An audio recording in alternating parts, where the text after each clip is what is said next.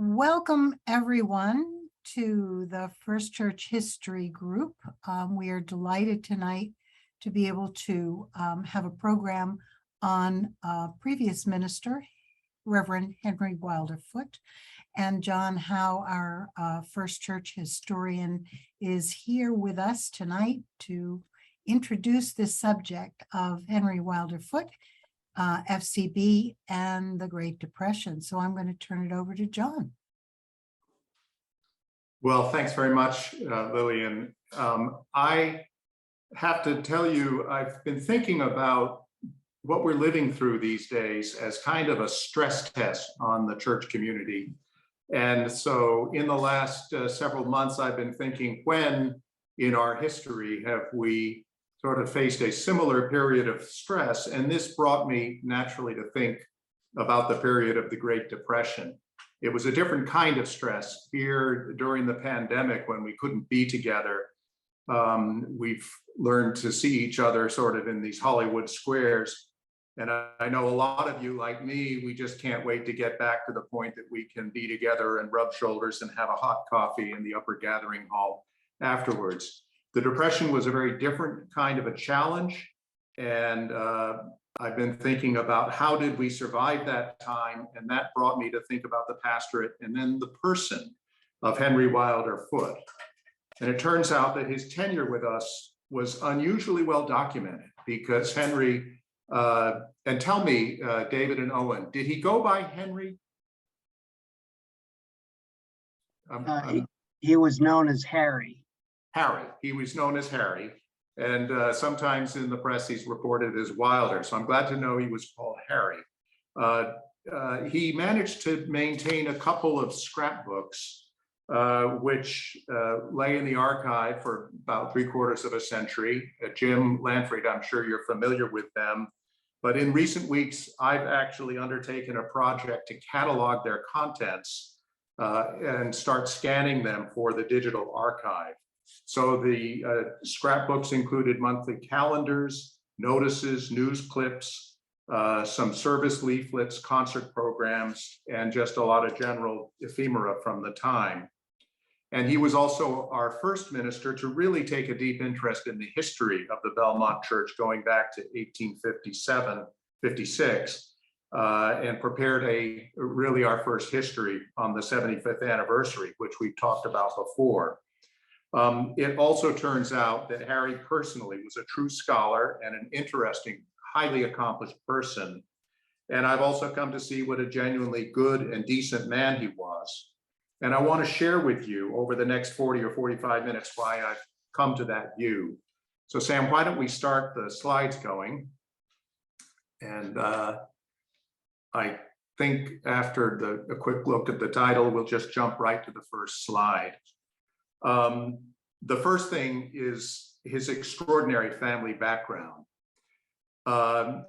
He was born in Boston, 1875, at the family's new home, then new on Brimmer Street, which is Lower Beacon Hill. He was the child of Reverend Henry W. Foote, Wilder Foote, and Frances Atkins Elliott, both of whom merit a brief word. His father was minister at King's Chapel in Boston, and if not a Brahmin himself, he certainly ministered to the Brahmins. He served at King's for 28 years, but he died quite young, about 4 or 5 days shy of his 51st birthday. And also, very interestingly, I only found the copy of this book about Henry's mother in the last few days, but apparently she played a very critical role behind the scenes to directly manage the chapel in the years after her husband's death. She would engage the ministers, she looked after the finances, and that's a story that I look forward to learning more about. Now, Henry's father's death would have been when he was still quite young, about 14 years old, which is, as we'll all recall, a very impressionable age. And I suspect that that loss coming at that time and the model of his mother's quiet and low profile but essential work for the chapel had a great deal to do with his own developing professional interest, not only in the ministry, but in the administration of churches of the independent tradition. Now, meanwhile, she was the daughter of Samuel Atkins Elliott, who had been a one-time mayor of the city of Boston and also a congressman in the mid-19th century.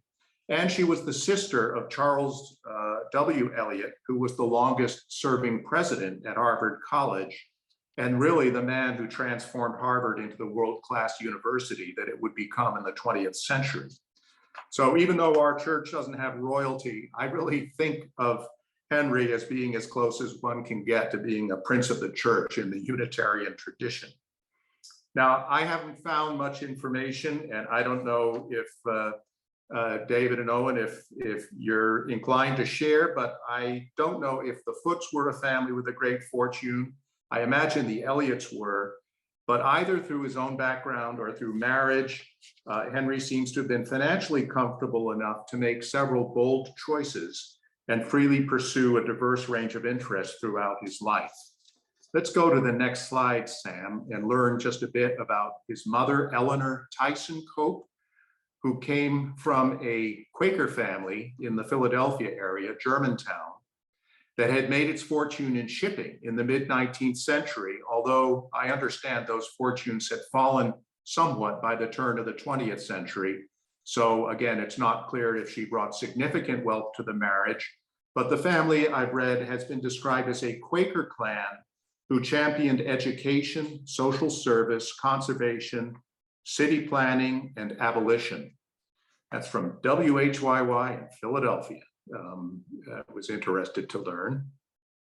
They would have 5 children together, and one of the sons, Arthur, would grow up in the Channing Club in the Belmont Church. That was how our youth group was known, and became a Unitarian minister, and in fact preached in Belmont around about 1960 at a time that he was serving as the minister of the Unity Church in St. Paul, Minnesota. Sam, why don't we flip forward and we'll learn just a bit about Henry's early career. I circulated a short biography that mentions his stints as a minister in New Orleans and in Ann Arbor, Michigan, that handsome Richardsonian church pictured at the bottom of the slide. From 1910 to 14, he left the parish ministry to work on the new Unitarian hymnal and service book, and then joined the faculty at Harvard Divinity School, where he was a specialist in hymns and in college, in church administration for the free church tradition. That is, apart from the Roman Catholic or Anglican or Episcopal churches that had more centralized forms of governance. He also served as assistant to the dean of HDS, basically secretary of the faculty, and literally, as this slide shows, wrote the book on running an independent church.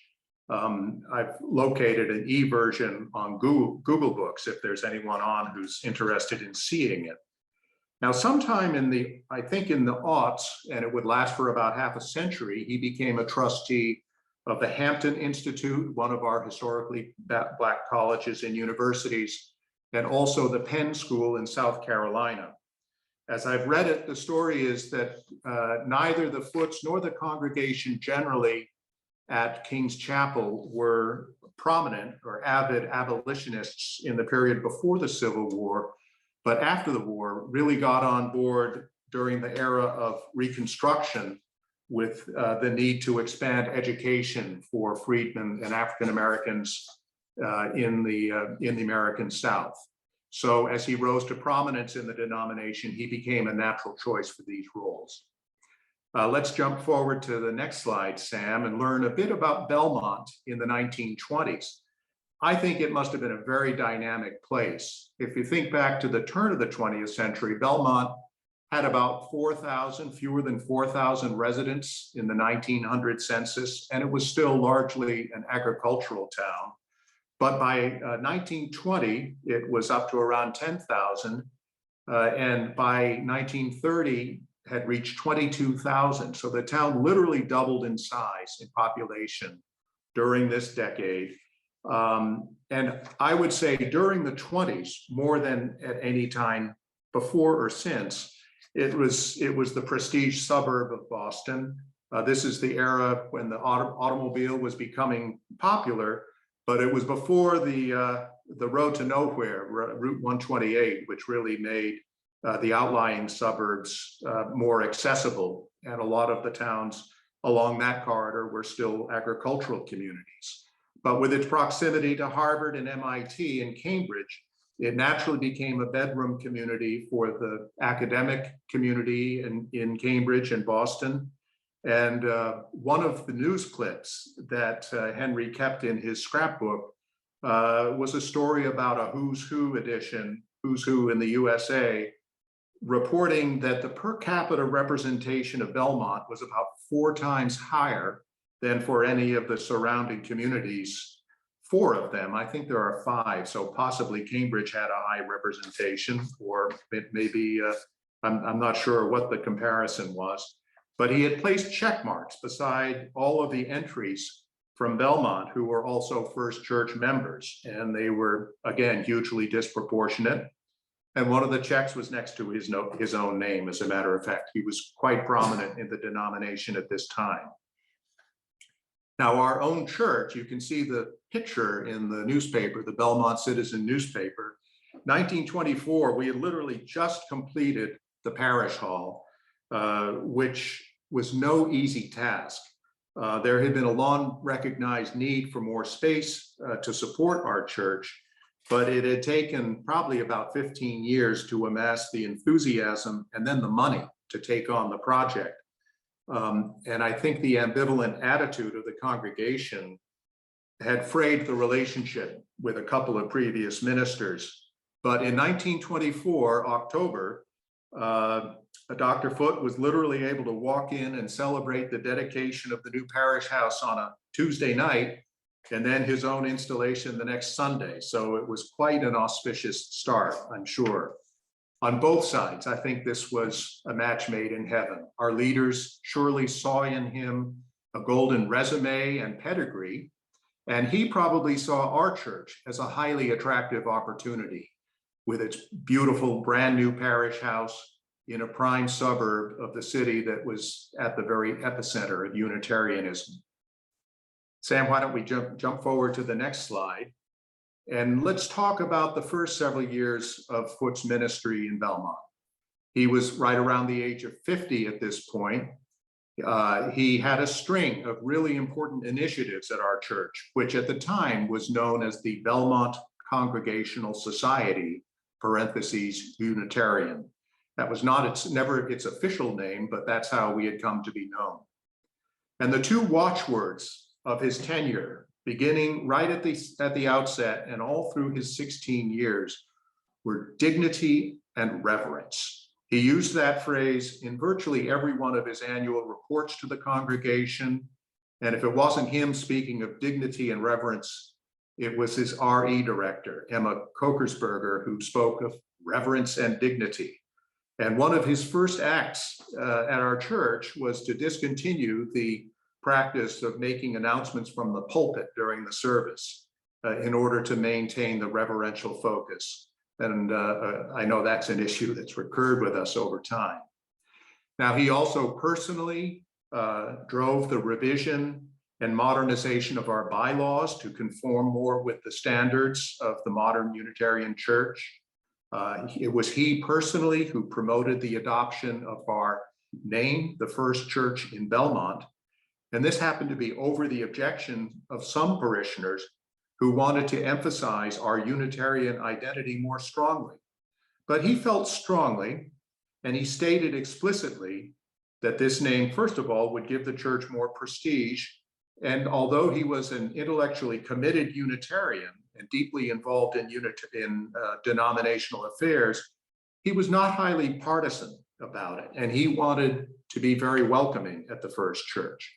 As you see in the clip at the bottom from one of his annual reports, he very much wanted us to be known as the Church of the Friendly Welcome. I put in a kooky picture of an addressograph machine, and it's actually quite important. With his background and his knowledge about church business affairs, he was very focused on modernizing day-to-day church operations. This was way back in the days before MailChimp and Constant Contact. So every single notice that went out had to go out on a penny postcard.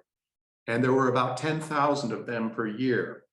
And every year at the annual meeting, he would speak about the importance of having a full-time paid secretary to run the office in a modern, efficient fashion.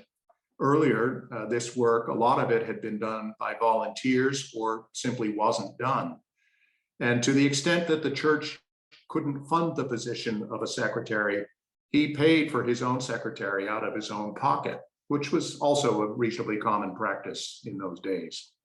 Now, starting in 1924, he wrote and would conduct in Belmont a pageant of the Nativity that would become hugely popular. We'll talk a little bit more about that. And the size of our church school grew dramatically. Enrollment had been in the range of 150, 160. During his pastorate, it would rise to as many as 250 to 300 pupils being enrolled, with an average weekly attendance that surged from the low 100s or high 90s up beyond 150. Not only was it bigger, but the quality level of the curriculum and instruction were frequently noted by visitors to the church and teachers who had experience elsewhere. In those days, the church would oftentimes pay students from Harvard Divinity to come out and take Sunday classes, and they had experiences at other churches, and they would often tell him that Belmont's was first rate by comparison. So let's jump to the next slide, and we'll have just a quick look at the pageant of the Nativity script booklet, which we have in the archive. It contains very precise stage directions, including that the play be performed by, quote, children or young people in the church school who give the performance freshness and naivete without any loss of dignity and reverence. It became hugely popular, and it was featured here in the Boston Herald. And after the publication of the booklet, in fact, even before the publication, it was picked up, and the program was presented at churches around the country. I have seen news clips of in Scranton, Pennsylvania, and elsewhere. We're going to be presenting the Belmont pageant this Christmas Eve. Now we'll go to the next slide and talk about one of the biggest changes that has taken place in the last century at our church, and that was the installation of the new splendid Cassavant Frere organ offered to the church by Catherine Atkins in memory of her late husband, Edwin, who died in 1926. Edwin was the son of Elisha Atkins, and he himself had donated the pilgrim window that features Elisha's name and perhaps his visage, we believe, in the chancel. Now, this offer of the new organ came in early 1929, and I haven't found the definitive story, but the understanding we have is that it became available after a venture to construct a large new theater had failed. And quickly, it became apparent that fitting this huge instrument into the tight confines surrounding our chancel would require a major remodeling effort and a painting to freshen and brighten up the dingy interior of the church, which had been lit by gas lamps for most of the 40 years of the church's existence. So that work was all planned, and it became apparent that it would take several months to get the construction done, the new choir loft to hold up the console in the west end of the church. You also notice, we talked about this a year ago, that large oculus above the chancel with the cross in it, that would have been newly installed, I think. I don't see evidence of it in the top picture. So my guess is that was put in as part of the organ remodeling in 1930. Earlier, I had suggested maybe it was done in the 40s during the time of Edwin Broom, but I think it was earlier. Now, one of the consequences of the delay in installing the organ is that there was a fundraising appeal. You see there in the left-hand side, that didn't go out until 1930, which was after Black Tuesday had hit Wall Street. And by that time, there were many Belmont fortunes that were starting to feel pinched. And we were really at the onset of a long and grueling depression. At the meeting in 1931, Foote would note with his personal great satisfaction with the renovation, but also his disappointment that it was supported with such a small number of gifts. No doubt because the funds appeal, in his words, was unavoidably launched at a very unpropitious moment. And now the church would enter a very different period, as would Belmont. Growth in the town started to slow quite dramatically, although it never stopped. Between 1930 and 1940, population would grow from 22,000 to nearly 27,000. Now that's not far off what it is today. You could say after 1940, although there was some expansion of the housing stock, family sizes, household sizes became smaller. So really we hit close to our peak population right around 1940. But by 1930, the boom times had come to an end, and Belmont had become the mature, pretty much built out community that we have known in our lifetimes. Now, if we go to the next slide, we'll have a look at the history that he compiled in 1931. This was for the 75th anniversary of the church. A sermon that he gave that February was expanded into a booklet. Things still seem to be going along pretty comfortably at the church. The budget was about $11,000 or $12,000. Staffing was full, and he was reasonably confident. He described the church life as active and prosperous, but in 1932, for the first time, he alludes to mounting financial problems. Attendance was still strong, but one group, the Lincoln Club, that was the club of young boys in their teens, began to fall because a lot of these boys had to take after-school jobs or paper routes to supplement their families' incomes. And at this point, Sam, why don't we turn off the camera? Because I got some things I want to show here and maybe get some reactions even. One of the things I've been very interested in going through his archive, we have a lot of these postcards that announce events from the church, and we also have the programs of the Women's Alliance, which describe the kind of subjects that were talked about in the women's groups and also the postcards in the men's groups. The women did serious church work. They had this group of, there was another organization called the Lend a Hand group, made up of younger girls in their early to mid-teens. And these groups would make bandages for the Red Cross or layettes for hospitals, and they would do some other volunteer activities. They had devotional gatherings. They had topical discussions of child rearing and child education, and some gatherings that were purely social. But overall, I think the topics would probably strike us as reasonably related to the purposes of the church. But the men's group in the 20s is kind of a different kettle of fish. Question is, should it feature popular speakers or more serious discussion? And I've been especially interested to look at some of the topics that came up in the group in the 20s. So I'm just going to talk about a few. We have first the category of boys and their toys, applications of photography, how comic pictures are made. Here's one about the Conowing development on the Susquehanna River for the Philadelphia Electric Company.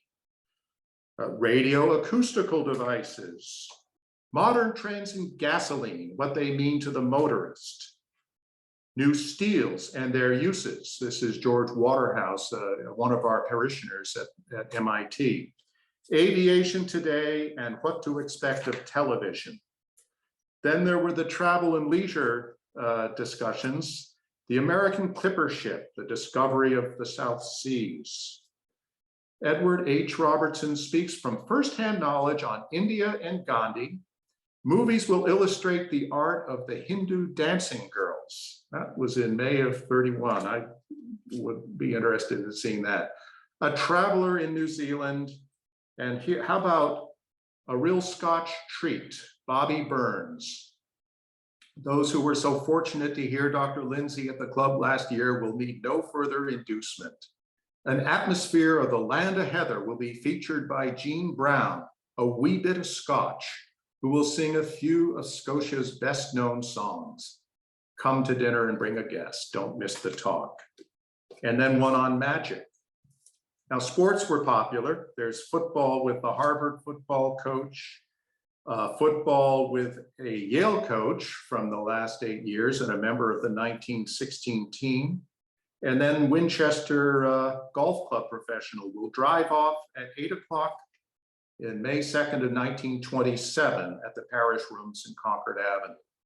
Afterwards, we will gather at the 19th hole. Then there were the rants. We have one on immigration and some of the dangers if unrestricted and the present laws, etc., offered by Mr. Percy Titus, General Claims Manager of the Liberty Mutual Insurance Company. So I don't know what particular expertise he might have had, but I thought that was interesting. The menace of communism. A fiery speaker presents a timely subject. And here's one on cutting federal, state, and municipal expenses. So I have mentioned that Belmont was quite a politically conservative town. We were the religiously liberal wing in a conservative community. I think this reflects. But I've noticed a trend in looking at these as we go from the 20s into the 30s to topics of more serious discussion, serious matter. What is really going on in Russia? The international aspects of the New Deal, the Japanese viewpoint, how the Japanese think and how they live. What should the US do about the war debt? Now here's one on keeping Massachusetts from spendthrift ways. So clearly there was concern about government. But now, Sam, let's go back to the slides because I want to talk about some of the most important and I think from the archival standpoint, valuable and consequential for our church. In the next slide, we have the appearance of Robert Dexter and Elizabeth Dexter, and even their son Louis, who began to present and frequently spoke to the church about what was happening in Hitler's Germany. So this started in 1933, continued all through the decade. I haven't included some other mentions of talks about what was going on in Czechoslovakia. But I think what was happening in the men's group was happening in the church at large, and that was a recognition that kind of the jolly good times of the 20s had turned into a situation of mounting crisis and tension in the world, and this was all happening, you know, through the period of this consequential ministry. But the financial challenges of the church really were intensifying. And why don't we go to the next slide and we'll talk about 1934 and following. This is really the point in time where the axe starts to fall. And widely in history, I think 1933 is regarded as the trough of the Great Depression. The church reserves were pretty much completely depleted. When the treasurer of the church got back from summer vacation, he learned, or when the chairman of the finance committee got back, he learned from his treasurer that no coal had been ordered for the winter of 33-34, and there was only $75 in the till. So things were really in a bad way. The banking crisis of 1933 had claimed one of our local banks, the Belmont Trust Company, and the church had $800 tied up there, which was not a trivial amount in those times. So emergency measures were needed. The budget for 1934 was drastically slashed. It had been up in the high 11s or 12 The budget was cut to between $8,000 and $9,000 with a projected $500 shortfall, so a planned deficit. This meant really overall spending cuts of 25 or 30%, stringent economies.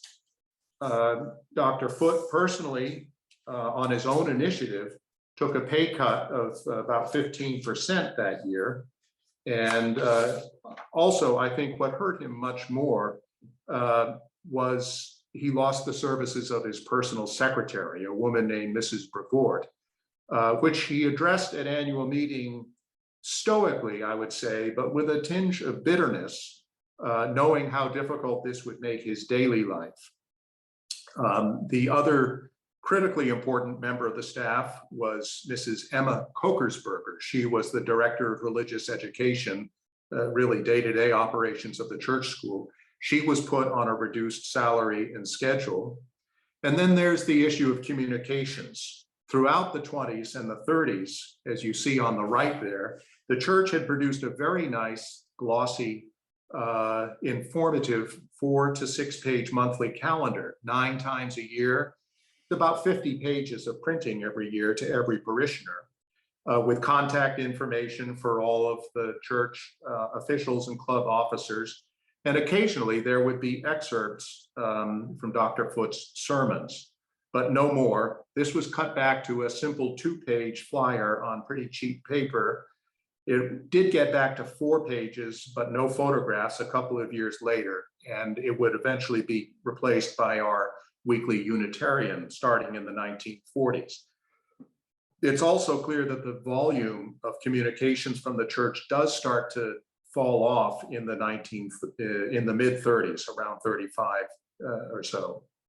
And building maintenance got put onto a bare bones budget as well. All but essential repairs were delayed. Mrs. Atkins would oversee a lot of the building maintenance, building and grounds activity. And in her reports, she talks about how necessary repairs were either delayed or done in an improvised manner to save money in the near term, despite the knowledge that sooner or later the cost of this approach would catch up with the church. And that's something that we've learned again and again, including in recent times. Now, otherwise, despite Dr. Foote's disappointment at the drastic economies taking place, he remained very encouraging and upbeat about the basic health of the church community. He noted that attendance was actually better than at any corresponding time during his ministry. Church school attendance was reasonably healthy. And he noted that activities in the church and in the parish house were at a high level. The buildings, quote, hum with activities, quite as much on weekdays as on Sundays. And he repeated his insistence that everyone should feel welcome to partake in the church's activities, regardless of their ability to make a financial contribution. Now, we should remember that all through the 30s, the Footes continued to travel. They summered at their home in Mount Desert Island. So things happened, probably weren't catastrophically bad within the family household. Again, although having the grandsons here is great, you might have some perspective on what life was like for the family during that time.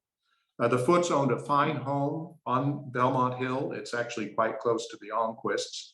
And I believe they kept ownership of the house in Cambridge on Highland Street, which is about a couple of blocks from where we live. It's a splendid house, and they would return there in the late 1940s. So there must have been some cushion of wealth that enabled Dr. Foote to take a bit more liberal and forgiving approach to the church's financial problems than another minister might have done in more limited circumstances. In a later talk, Seth Gano, one of our most important lay leaders at the time, noted that really the Footes were among our largest contributors because of his willingness to forego a large chunk of the salary that he would otherwise have been due. But nevertheless, as I look over these postcards and I see that some of them are postmarked from Bar Harbor, Maine, I find myself wondering all about the day-to-day mundane labor that was undertaken by Mrs. Brevoort to keep the church humming along. And what happened after she left? I think about how his comments that failing to fund the church would impair the efficiency of operations. So one of these postcards, I wonder, were they churned out in Belmont and sent to Maine for posting? Or was he up there in the attic cranking them out on the addressograph? Or perhaps was Mrs. Foote or one of the children doing the work for him? It kind of makes me think how he might have felt. He was now past 60. He'd relinquished a prestigious faculty position to go to a prestigious suburban church that had fallen on hard times. And was he up there cranking out penny postcards and wondering, is this what I signed up for? So I just wonder what that moment in his life might have been like. But we come now to, I think, was what was probably one of the more triumphal moments in his life. And Sam, you can go to the next slide. We're now in 1937. Circumstances have improved a bit. The darkest gloom of the Depression has abated, at least in the nation at large, and I think somewhat in Belmont, although he would continue to chide his Belmont congregation that the national depression had lifted, but the First Church was still operating on a depression budget. He always, in his final 2 or 3 years, would say, we could really do with another $2,000 to have a professional secretary and really run things efficiently here.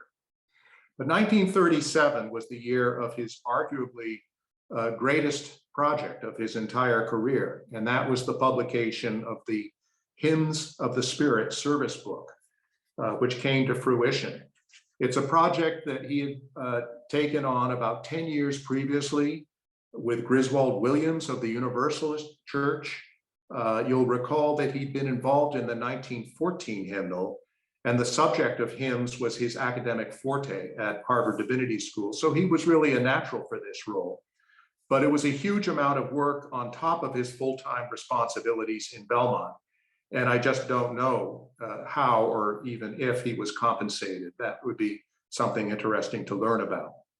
Now, this book, and we have one copy in the church library that I've had a look at from 1937.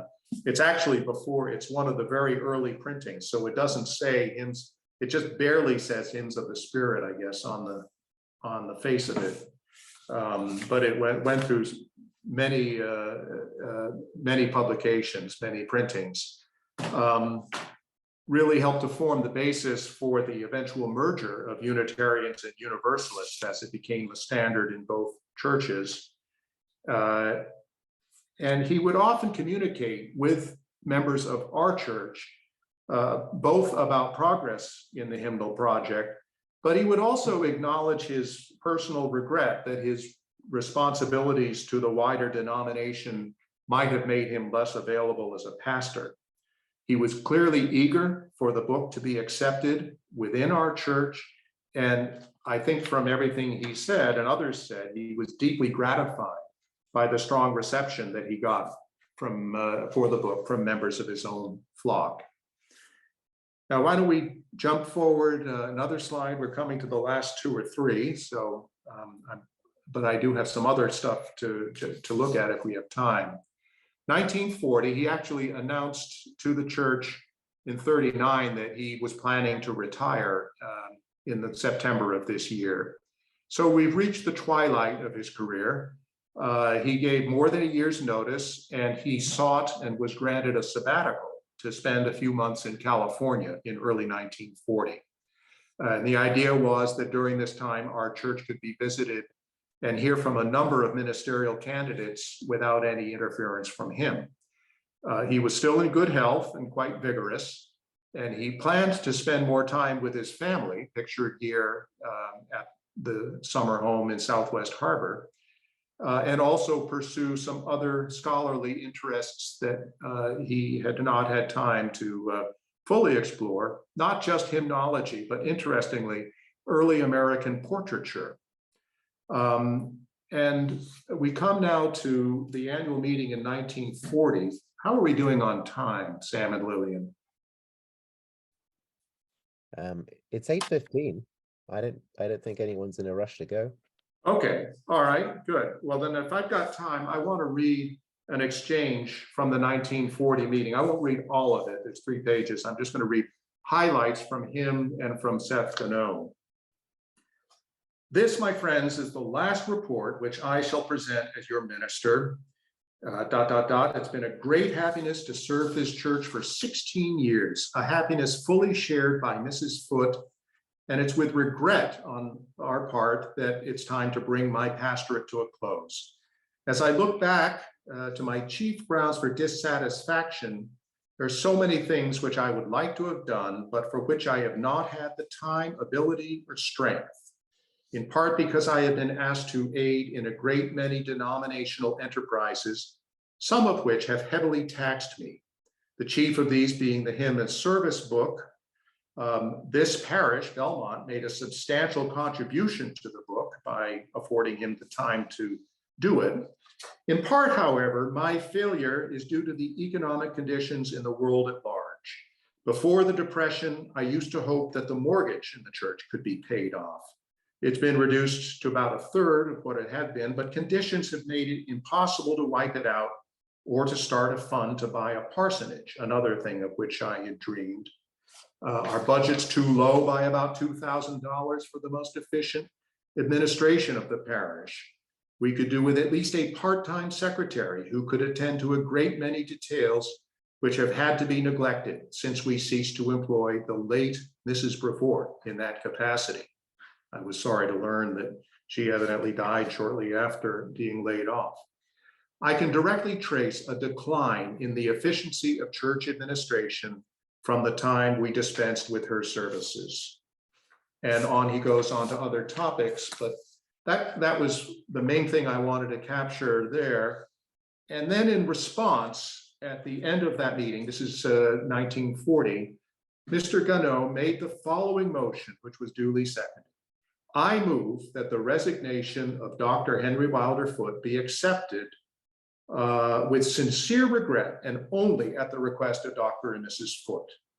In connection with the vote, I want to say a few words.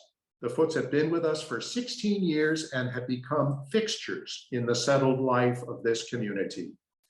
They had labored with us and for us in the church and in the town and have built themselves into our lives. In Dr. Foote, we have had, without always realizing it, a great denominational worker, as well as a forceful minister and a careful shepherd.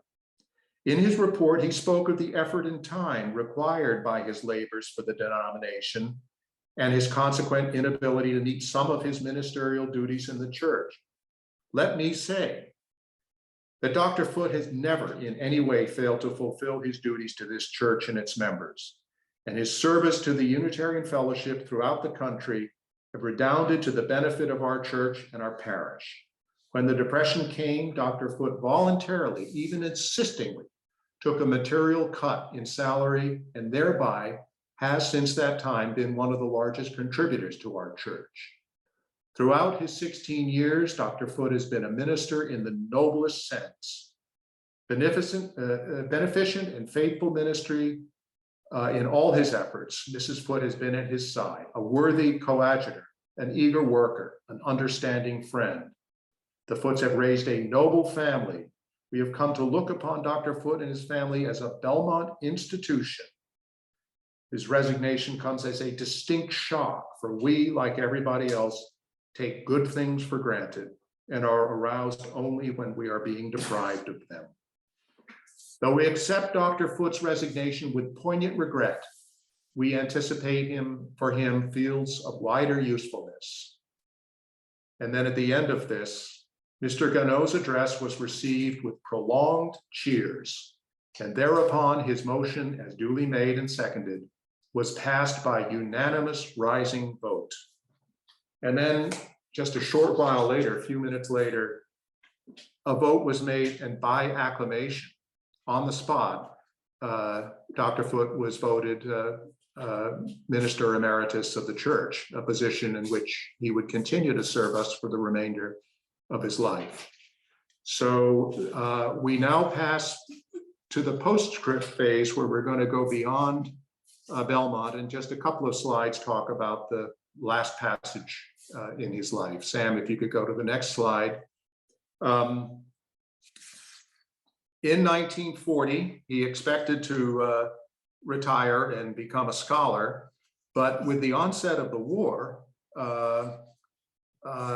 things really changed for many Unitarian ministers who found their lives disrupted and assignments changed.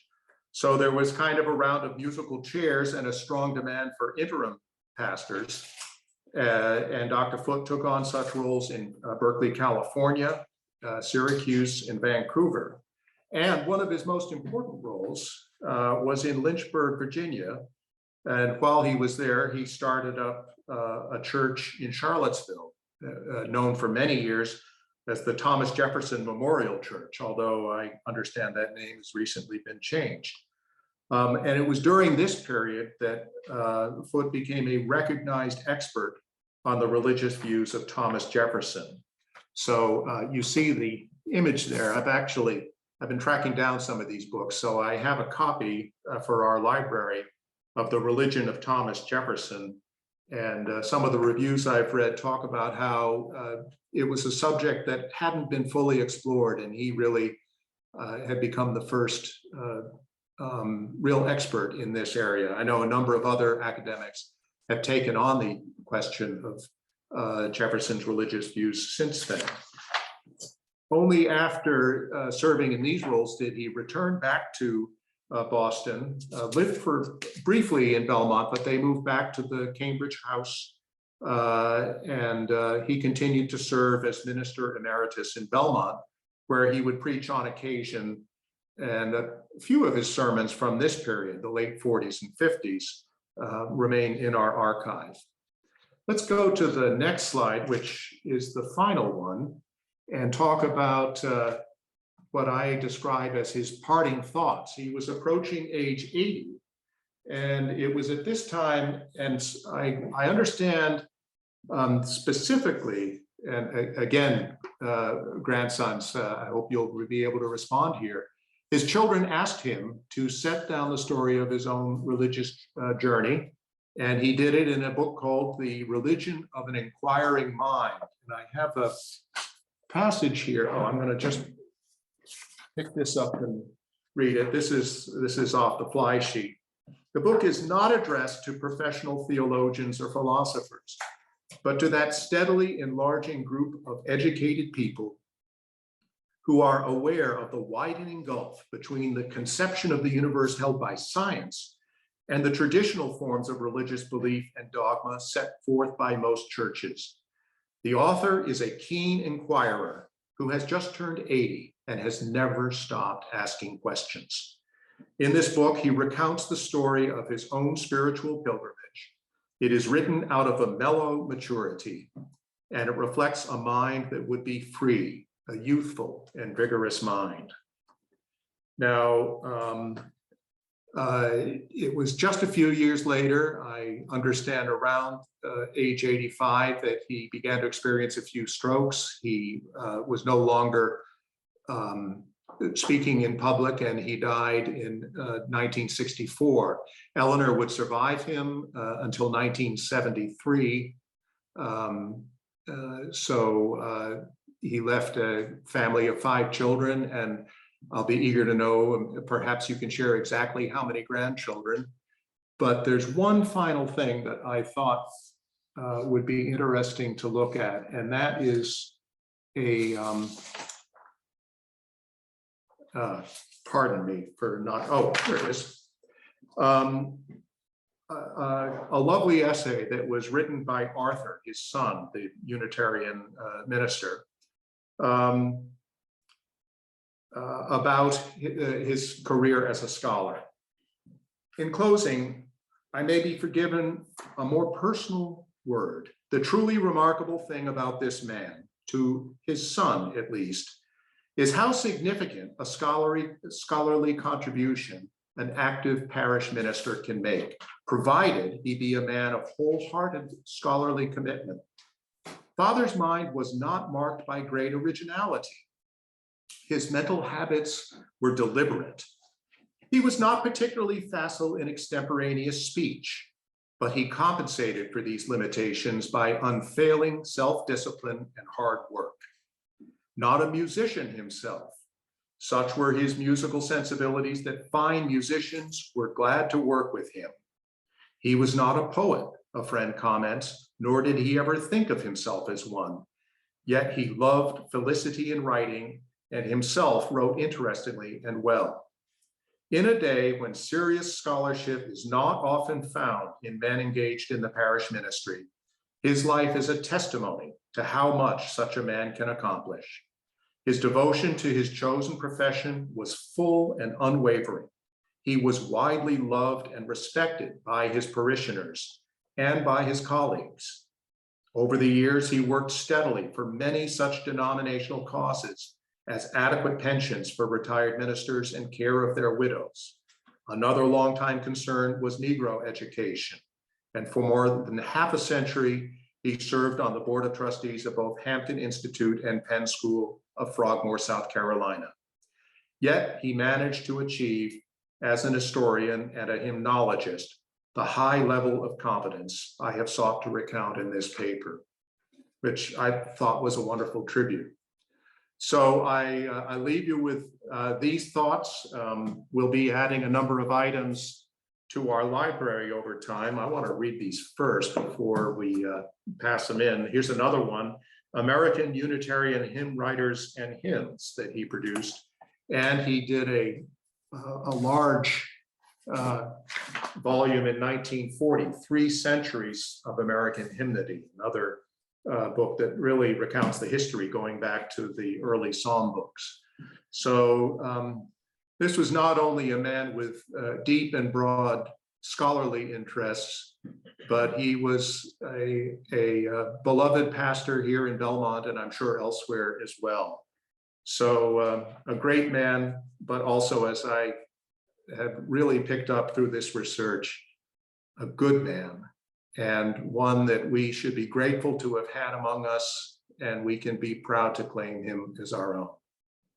So thanks, and be happy to see if we have any questions or reactions.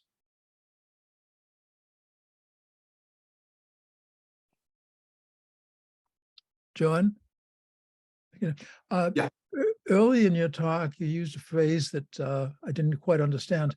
When you talked about the early days of Belmont, we had the highest representation, either in the state or the country, and I didn't understand how your use of this. Oh, no, the comparison there, there's an article in one of the local papers about who's who in America. And evidently, on a per capita basis, there were several dozen entries in Belmont. And if you did the ratio compared to, I imagine he's talking Watertown, Waltham, Lexington, Arlington, or possibly Cambridge. Per capita, we had 4 times more in that book than those communities. That was it. Okay, thanks for waxing eloquent on that. Yeah. I just want to jump in and say thank you, John, for this amazing, informative talk. And I was utterly absorbed. And thank you for doing all that work, collecting all those fascinating materials as well. Sure. Yes, John, and thank you for putting all the things in the Google Docs. I haven't gotten to all those yet, but I've noted that they're there and look forward to looking at those as well. Yeah, I mean, you've just done such an amazing amount of work, and we're all indebted to your interest in this and sharing it. Well, thank you. Thank you. Absolutely. So I would love to hear from the members of the Foote family and just see if there was anything that they would want to add to the presentation, or if you, and John, if you have any questions of them specifically that they could answer. That picture that was from Southwest Harbor and the family, were any of you in that picture, for one? Just curious. Well, first of all, there were, I believe I'm right, 15 grandchildren. The picture in Southwest Harbor is very familiar. That my mother and David's father are in that picture. They, you know, at that time, interestingly, they traveled to Southwest Harbor by a side wheeler ship from Boston, coal burning side wheeler. And my grandmother, Eleanor, was notoriously seasick on those journeys. The Harry was not. He reveled in it apparently, and they became proficient sailors, and most the next generation, their children were most all proficient sailors, and my cousin David inherited that trait as in our generation. They really enjoyed the water, and my Harry, the subject of this talk, actually spent a lot of time as a youth on Mount Desert Island, being mentored by Charles W. Eliot, who was his uncle because of the early death of his father, HWF the First. Charles W. Eliot was sort of a surrogate father to him, and he was, one of the founders of Acadia National Park, and had a prominent place on Mount Desert Island. So that connection runs very deep. I was only 9 when he died, so while I knew him, I don't have a lot of memories of him. But he was well known in the family for his scholarly pursuits. You talked about addressing those postcards from Bar Harbor. He had built what we call the study in Southwest Harbor, which was a small cabin near the main house where they spent the summers, where he retreated to be a scholar during the summers. And I don't know whether, David and I were just talking about this the other day, how much my grandmother helped him with all that stuff. I suspect a fair amount. And it wouldn't surprise me at all if they put those postcards together in Southwest Harbor and mailed them from there. But Yeah. Thank you so much for that contribution. I think while John has made your grandfather real for us, having you speak makes it even more immediate to us. So we appreciate your being here. well, and I very much appreciate the talk, John. I hope we can be in contact, and because I certainly learned a fair amount from this aspect of his life that we weren't all that familiar with. So it's great to hear it.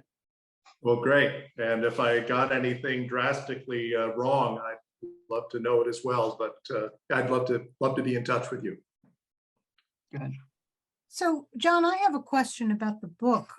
In his later years, the Religion of an Inquiring Mind. Is that something that is widely available? Was it distributed through the Unitarian Association, or was it just a private journal of? It's what I picked up is a 1961 edition, $1.95. I mean, I found it on Amazon for under $10, but I know on a few other sites it was rare and had a much higher price. So I don't know if it's still under copyright, so it's not available as an ebook. But so Beacon Press would have been was that the official printer for the Unitarian denomination at that time? Beacon Press? Well, it's always been affiliated with Yeah. the association. But I Yeah. don't know, it just seems to me that that title is, I've heard it before, so I wondered if it was widely distributed. Well, this literally came in today's mail. So, and because I've been feverishly working on the presentation, I haven't really looked at it. I'll just give you just sort of a hint of what it contains. A man confronts the universe and his fellow men in search of God. Chapter 4, the Bible in light of modern scholarship.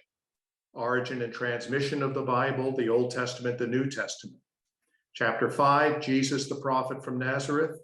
6 is Paul, apostle to the Gentiles. 7 is magic, miracle, and sacrament. 8 is creed and dogma versus the free mind. And the final chapter 9, what then is Christianity?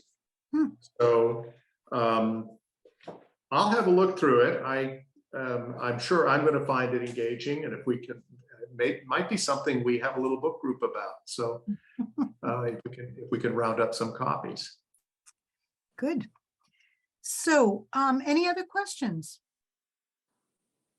I'm going to stop the recording now because I think we want to go on to